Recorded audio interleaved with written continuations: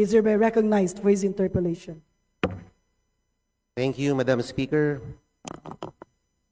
Distinguished sponsor, magandang gabi po sa ating lahat. Ang una ko pong katanungan ay tungkol sa dagdag pondo sa PCO para sa ASEAN chairship sa darating na susunod na taon. 17.5 billion pesos is earmarked for the Philippine hosting of ASEAN in 2026. What is truly astounding is that within this, a combined 1.4 billion is being handed over to the PCO alone and its attached agencies for communications-related activities. To be more detailed, 553.7 million pesos will go to PCO proper and 807.9 million pesos for RTVM. And the rest are scattered among your other offices. Yung 1.4 billion po na ito na hinihingi ng PCO ay mas malaki pa sa entire annual budget ng karamihan ng mga departamento ng ating gobyerno. Paano po natin ito madedepensahan? Itong kung communications lamang for a year-long summit, bakit to makakapag buo ng halaga na bakit ito gugugol ika nga ng 1.4 billion pesos? Kung communications lamang ang trabaho ng PCO.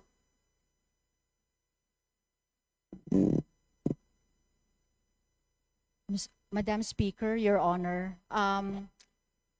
nakalagay po sa nakalodge po sa Office of the President yung pangkabuoang budget for the ASEAN. So ang PCO po, dahil this is national pride in a way, we can't be put in a bad light. Andito po yung sa ASEAN po, there will be a lot of projecting our country externally on why we deserve to be nominated and elected also sa UN Security Council. So hindi rin naman po tayo po pwedeng masyadong salat ang ating presentation. And also the advertising rates po ngayon, we can provide the advertising rates for TV, for the billboards, for the radios. Lahat naman po yan naka-detailed dahil mahabaan po yung ating, hindi lang po yung on the specific date but before, during, and after. Marami po yan mga paggagastusan po sa mga advertising and consulting services po.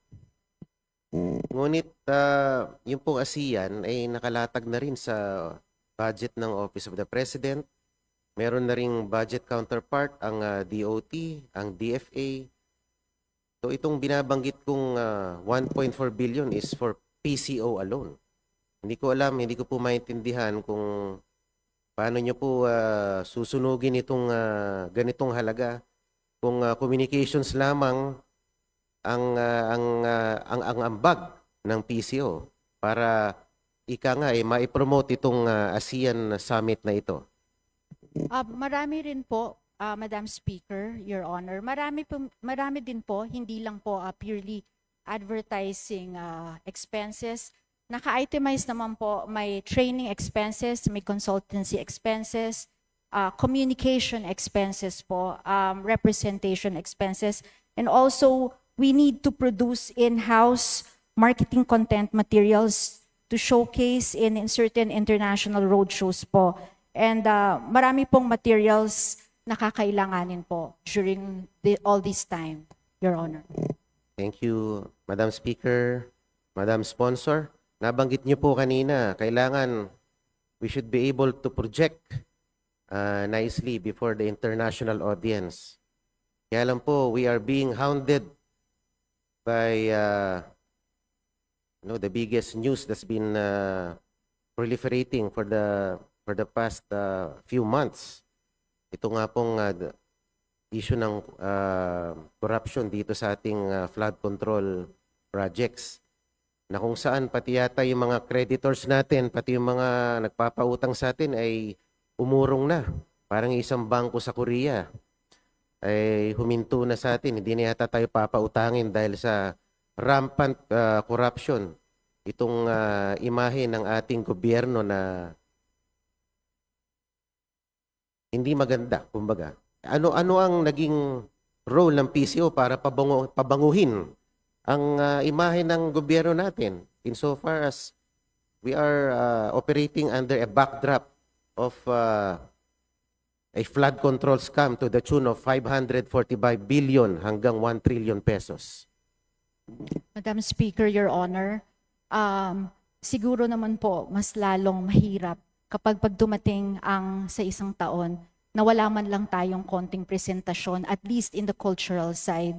Kaya doon po ay talagang magko-concentrate po tayo sa ating mga national achievements in terms of culture and yung ating mga sa iba-ibang mga products po sa iba-ibang mga regions.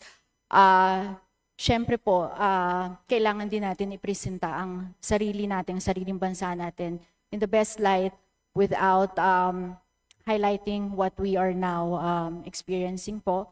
So, mas lalong mahirap naman po kapag hindi rin naman tayo kahit papano maghahanda in terms of at least public relations. Dahil meron naman po tayo talagang ina-aspire na project, international milestone po na seat para sa United Nations Security Council. Hindi po ba dapat ang mag-spearhead nitong ASEAN Summit na ito ay ang DFA? Yung sinasabi niyong pagpapaganda ng pagpapalawig ng PR in public relations, hindi po dapat silang magtalaga nitong role na ito. Dahil ASEAN po, yan po ay ginawa para to foster a stronger inter-regional presence and stronger ties in between ASEAN countries. So dapat we should fall under the purview of DFA. Or sinabi niyo po para makilala ang kultura natin, di ba dapat DOT po ito? Madam Speaker, Your Honor, this is po together po nag-work ang mga agencies po ng administration. Kasama po ang PCO, of course the DOT and the DFA will spearhead these. Pero kami po sa agency will be on the communication side. Mga content, digital content, media content po para po sa pag-highlight po ng image po ng buong bansa. Your Honor. Thank you, Madam Speaker, Madam Sponsor. Noong 2023, 493 million ang budget ng PCO. And in 2024, it nearly doubled to 933 million. Only to be slashed to 695 million in 2025. And now, PCO is requesting a 954 million budget for 2026. Pero kung titignan nyo, sa 287 authorized positions ng PCO, 166 lang ang napunan. The rest are vacant.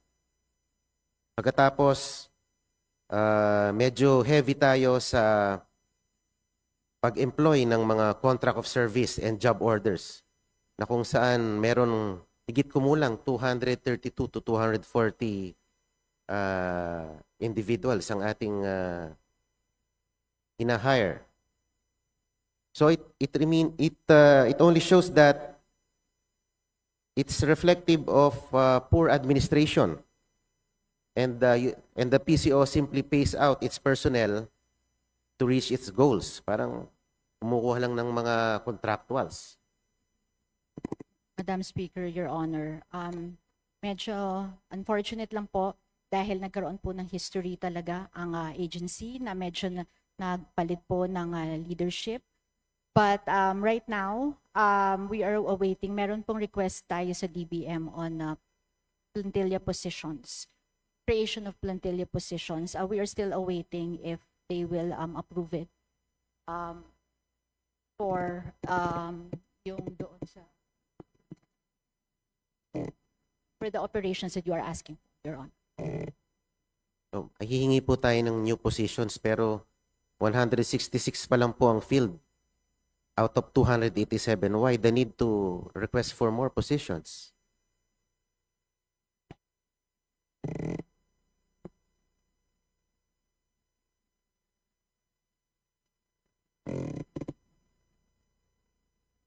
Motion to suspend, Deputy Speaker. Motion to Session suspended.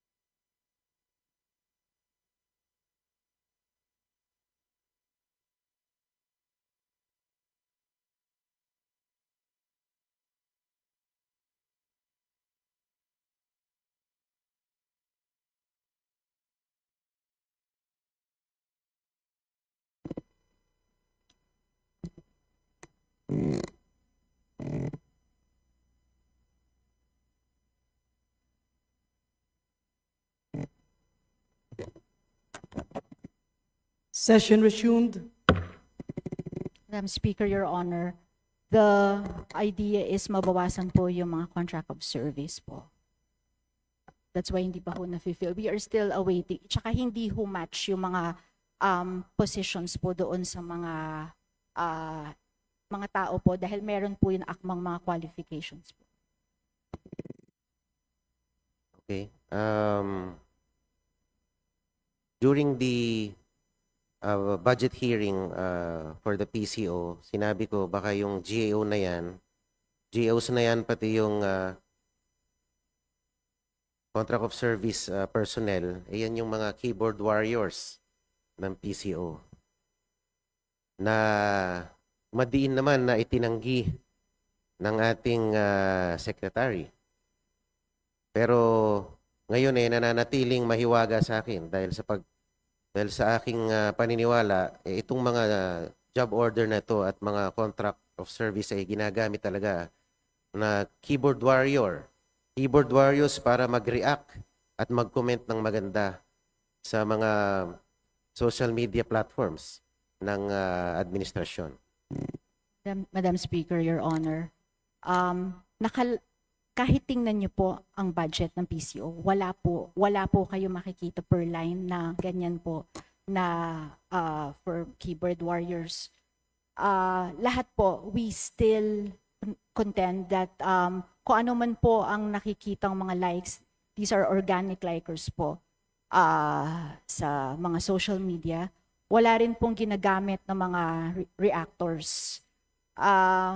Alam niyo naman po ngayon, masyadong mainit po ang social media.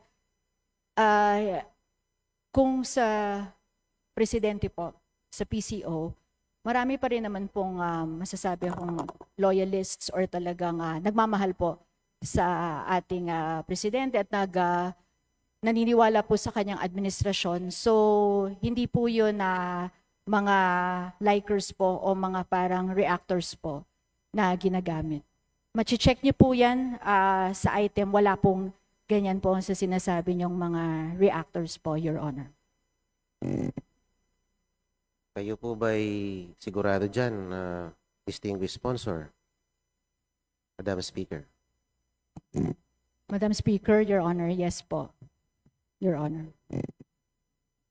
Sapagkat meron po akong nakausap na nagtatrabaho dyan na bukod pa po sa kanyang 7,000 a month allowance, meron po siyang 500 pesos load allowance, and if their post reach a certain virality, meron pong platform specific bonuses na matatanggap yung mga creators natin at mga warriors. Let me read to you. Pag ang TikTok content po natin has reached 500,000 views, meron po siyang incentive na matatanggap na additional 5,000 pesos. Pag umabot naman ng 1,000,000 views ang TikTok content niya, meron na namang dagdag na 5,000 piso. Sa Facebook, for write-ups and art cards, pag umabot ng 500 shares, yung art card mo, meron kang additional 5,000 pesos incentive. For video content, pag umabot ng 500,000 views with 500 shares, meron ka na namang tumataginting na 5,000 piso na pabuya o reward. Sa YouTube naman, maka 300,000 views ka lang, meron ka na namang additional 5,000 pesos na gantimpala. At bukod sa yung 500 peso na allowance sa internet or yung prepaid load nila or whatsoever. Madam Speaker, Your Honor, sinubmit na po namin as requested nung committee hearing. Yan din po ang request nyo, Your Honor, para makita kung ano po specifically ang trabaho ng lahat po ng mga nakapasok po sa Presidential Communications Office. At wala po talaga. We really confirm, wala pong mga ganyan, and masyado pong malaki po ang budget na kakailanganin kung idadagdag pa yan.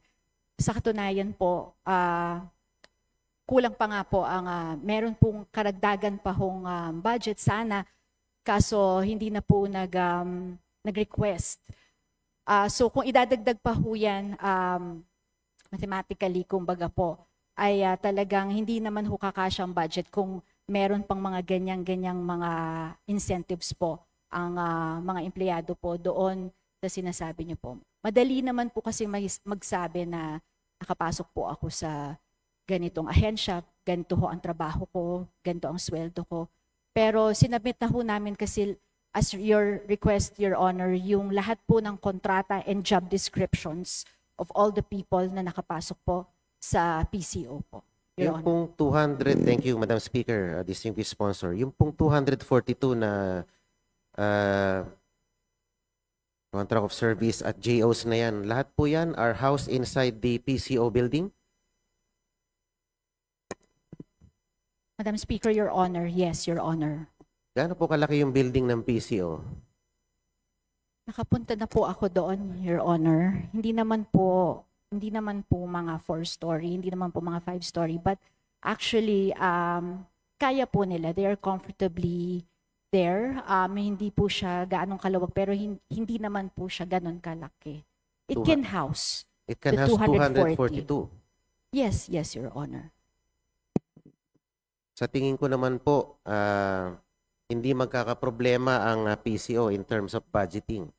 Dahil ako rin po ay nakatanggap ng impormasyon na buwan-buwan kayo rin po ay nakakatanggap ng mga assistance from different offices.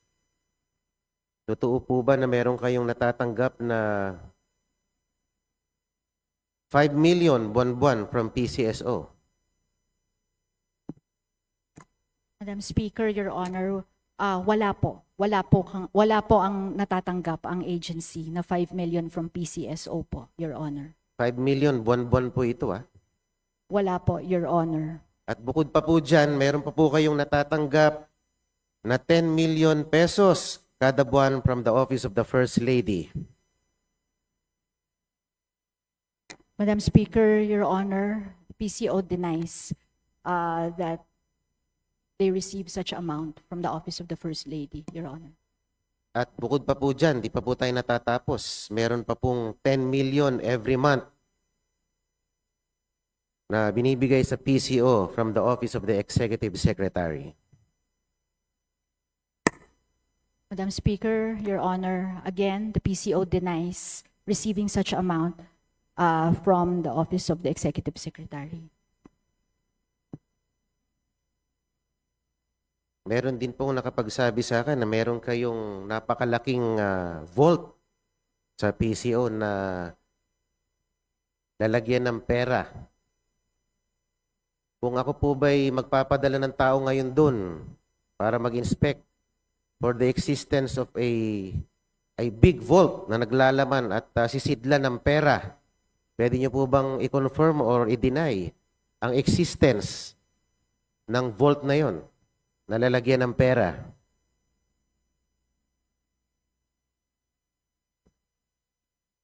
Madam Speaker, Your Honor, there is a small vault for the cash section for the immediate needs, but it's not an extraordinarily big, like a bank vault type of vault, Your Honor. Kasi po dun daw sa vault na yun, dun tinatanggap yung mga bonuses ng mga keyboard warriors, ng mga vloggers natin na who have reached a certain virality. Dun sila sumasahod. Madam Speaker, Your Honor, the vault is for the finance section, and it's, again, it's not an extraordinarily big vault. It's probably in the hip area ko lang po, yung ganun, the usual ones that you can buy in the Ace Hardware or in Sigurado, such. baka po Madam Sponsor, yung nakita nyo lang nasa first to third floor. Pag umakit kayo ng fourth floor, mas malaki yata yung vault dun. Madam Speaker, Your Honor, they deny the existence of such big vault. Yung ano lang po talaga, Your Honor, yung para sa immediate needs, cash vault lang po na for the finance section. Opo. Thank you, Madam Speaker, Madam Sponsor. Kaya hindi ako naniniwalang hindi na mo problema sa pera ang PCO dahil napag-alaman ko rin, if you can confirm, nagme-maintain po tayo ng 4 na head vloggers who are receiving 75,000 pesos monthly. At yung bawat head vlogger na yon ay merong, kumbaga downline o meron siyang sinusupervise na 10 vloggers who receive about 10 to 50,000 pesos allowance depende sa kanilang performance. Would you confirm that, Madam Speaker, Madam Sponsor? Madam Speaker, Your Honor, again, the agency denies that there is an existence of 10 vloggers who earn that much, Your Honor.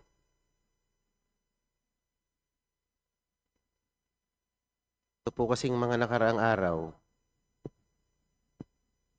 meron pong lumabas na news item na yun daw pong nanay ko di umano ay konektado sa mga diskayas. Isang report ng isang news channel. At tinignan po namin yung analytics.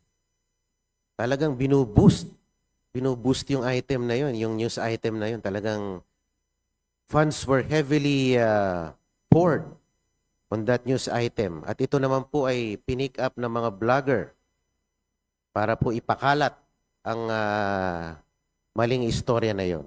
Kaya po naniniwala po ako na napakalaking pera ang ibinubuhos dito sa departamentong ito para kalabanin ang mga kritiko ng administrasyon. Madam Speaker, Your Honor, if I may say, ang nanay niyo po ay teacher ko nung grade 4 po ako sa Filipino, sa Marinol po. And I can vouch for Ma'am Edna's integrity, no? And yung binuboost po na napapansin nyo, hindi po galing, at least on the PCO's end, wala po talagang mga nakaganon na trabaho, gumagawa ng trabaho na hired ang PCO to boost such vlogs or to boost propaganda po, like yung sinasabi niyo po. Opo, ma'am. Kayo pala ay estudyante Pero ma'am, sana hindi kayo naiinis sa akin habang kayo ay dumedepensa sa budget ng PCO. Tayo naman po ay gumaganap lang naman sa ating tungkulin. Ayan.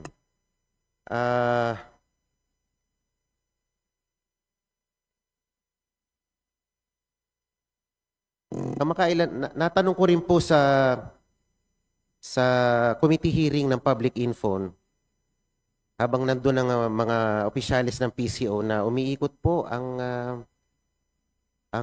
si Yusek Claire Castro sa mga universidad natin ngayon. At meron po siyang campaign na nagngangalang Usap Tayo, Bayan Muna, na naglalayon na i-promote ang pagiging mapanuri at maging mapagmatsyag sa pagbasa ng mga social media content, maging matalino, para malaman kung ito ay disinformation o kung ito ay actual facts. Madam Speaker, Your Honor, yes, we confirm that there is such program. Ito po ay part of the FOI campaign that is under the PCO, Your Honor. Humingi po ako ng copy ng module na yon, if any, pero hindi po nakatanggap ang aking opisina ng module ng Bayan Muna. Usap Tayo, Bayan Muna. Madam Speaker, Your Honor, we promise to follow up on this and we will send your office, Your Honor. Opo. Thank you, Madam Speaker. Distinguished sponsor. So, si Attorney Claire Castro po ay nagiging kampiyon laban sa disinformation. Ngunit kamakailan ay nakakakitaan si Yusek Claire Castro bilang propagandist ng ating Pangulo na parang hindi befitting para maging isang spokesperson ng Presidential Communications Office. Bigyan ko kayo ng halimbawa, yung drug testing bill ni Senator Robin Padilla. Sabi niya, napakatapang ni Yusek Claire na binansagang unconstitutional agad ang bill na ito na ipinasa sa Senado para sa drug testing. Samantalang sa ating civil service rules, merong mga requirement ang CSC para isailalim sa drug testing ang mga ordinaryong kawani ng gobyerno at mga opisyales ng mga local government units. Kung mga ordinaryong empleyado ng gobyerno ay pwedeng sumailalim sa drug testing, bakit tila baga meron tayong hinaharang na mga malalaking opisyales na mag-undergo ng drug testing? Wala naman yatang masama dito, distinguished sponsor. Your Honor, Madam Speaker, Your Honor, sasagutin po namin doon po sa anggulo nung kay Yusek Claire. Maingat po si Undersecretary Claire Castro.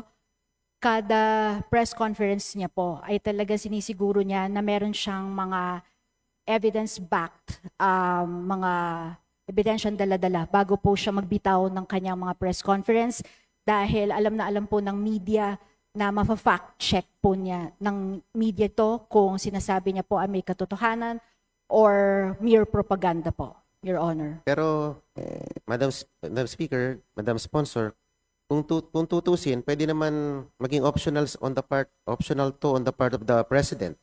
Maaari niyang gawin ito ng malaya, di po ba? At hindi na kailangan pang magbitiw ng salita ang ating spokesperson na ang isang panukalang batas ay unconstitutional.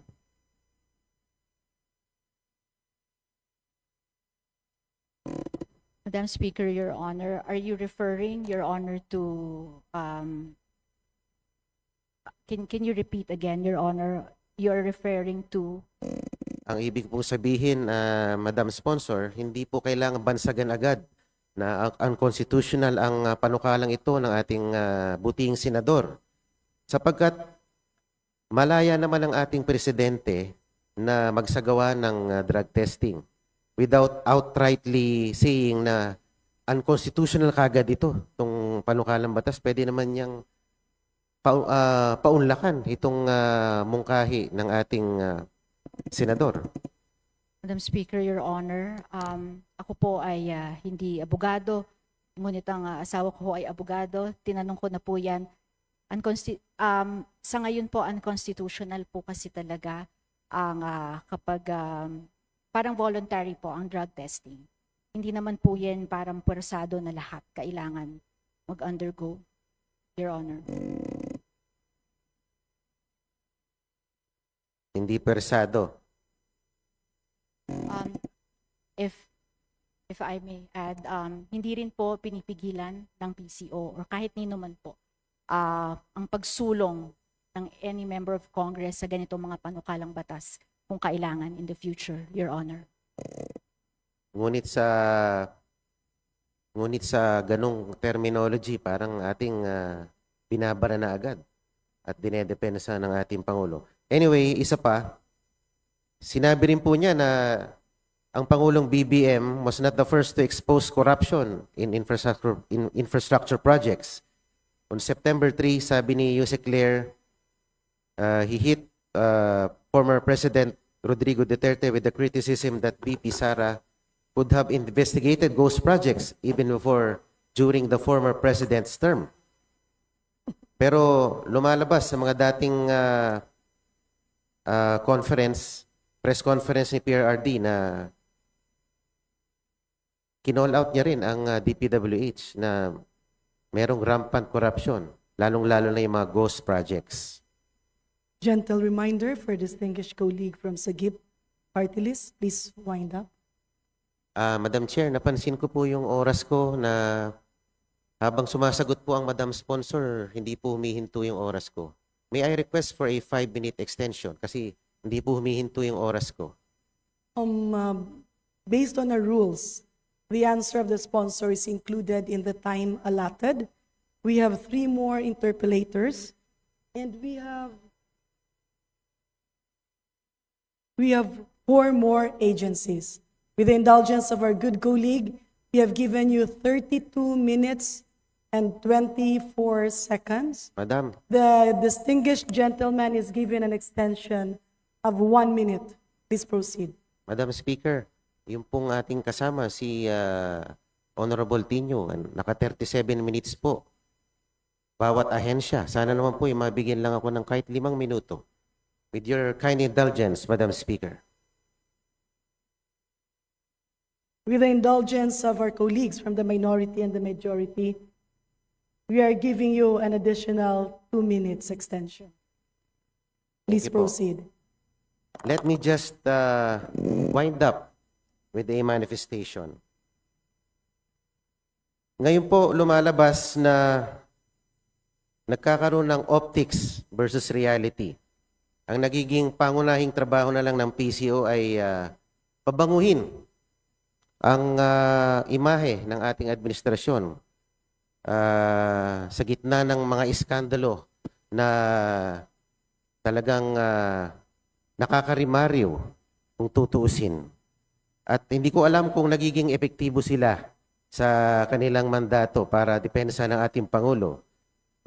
Kung matatandaan nyo, nung nakaraang eleksyon, 4 lang yata na administration candidates ang nanalo. Ito ay isang testamento na mukhang hindi epektibo ang ginagawa ng PCO sa pagpapabango ng imahen ng ating administrasyon, partikular na ng ating Pangulo. Madam Speaker, Your Honor, rine-report din po ng PCO ang lahat po ng available help, lahat ng programa na pwedeng ma-avail ng ating mga kababayan. Hindi lang naman po mere pagpapabango ng ating Pangulo ang ginagawa ng PCO. Also, ang IBC 13, which is one of the government corporations attached to PCO, Congress TV po, nagde-deliver po ng live ng mga hearings. So wala po yun editorializing. Yun po ay hinahatid live. Wala hong putol. So kaano ho ang nangyayari sa mga committee hearings sa Kongreso, sa mga budget hearings, yun po ay ihinahatid live. So wala pong pinapabango doon or wala pong specific na pinapakita. Lahat po yun ay delivered live. Ganun din po sa Pangulo, ganun din po ang hinahatid po ng PCO. Your Honor. Thank you, Madam Sponsor. Nanalo po ang ating Pangulo primarily through marketing genius, through social media. Yan po ang kanyang sinasabi na nagpanalo sa kanya, ang social media. Ngunit, hindi naman pwedeng puro social media na lang. Hindi naman natin pwedeng gamitin ang social media para pagtakpan ang mga kamalian ng ating gobyerno.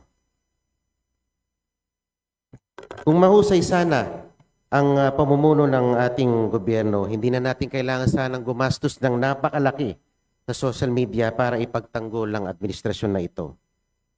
Yun nga pong ating dating Pangulo na si Pangulong Duterte, ang mismong taong bayan lang nagtatanggol sa kanya. Hindi niya na kailangan mag-hire ng mga napakaraming trolls at keyboard warriors. Mismo mga tao na mismo ang nagtatanggol sa kanya. Hindi na kailangan maglaan tayo ng artificial na magtatanggol sa ating pamahalaan. Madam Speaker, Congressman Marcoleta, please wind up. Madam Speaker, And Madam Speaker, Your Honor, first of all, we affirm that there are no keyboard warriors under the job description of PCO. Wala pong ganon na naka-hire ngayon. And also, may mga survey po tayo na sinasabing solid surveys po from SWS na talagang tumaas po ang rating ng Pangulo. Hindi lang po yan via mga social media. Meron po yan talagang nakasulat po na mga surveys from SWS na talagang, kumbaga, true to life surveys po, Your Honor. thank you, Madam Sponsor. Ngunit, paumanhin nyo na po, pero hindi na ako naniniwala sa survey. Kasi si Daddy po, number 24 sa survey. Anyway, let me end my interpellation to continually object to the proposals of the PCO proper, finding that it has not sufficiently shown prudent and wise spending in the past fiscal year. Again, I respectfully recommend that the budget of the PCO proper be reduced in favor of the other attached agencies. Thank you, Mr. Speaker. Thank you very much, Madam Congressman Speaker, Madam Marcoleta. Sponsor. We take note of that. Majority Leader. Madam Speaker, next to interpolate the sponsor, I move to recognize the gentleman from the Honorable Antonio Tino from ACT Teachers Party List. The Honorable Antonio Tino of Party List ACT Teachers is hereby recognized for his interpellation.